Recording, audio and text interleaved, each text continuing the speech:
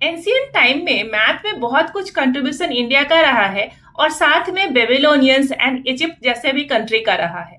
और जब एग्रीकल्चर का टाइम स्टार्ट हुआ तब आया हमारा एरिया।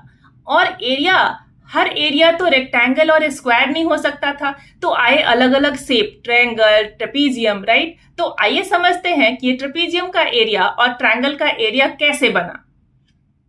किसी भी पैरेललोग्राम या रेक्टेंगल को ले लें तो यहाँ पर जो एरिया हो जाएगा वो बेस इंटू हाइट होगा, ठीक है।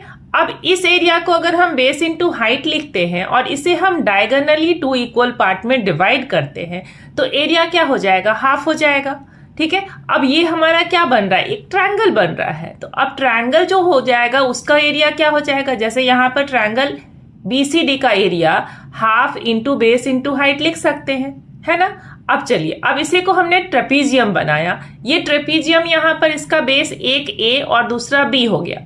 अब यहाँ पर ये 2 ट्रायंगल बन रहा है जिसमें एक का बेस A है और दूसरे का बेस क्या है, B है।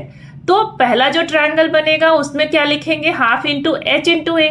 और जो दूसरे ट्रायंगल का एरिया होगा वो क्या हो जाएगा हमारा, half into H into B।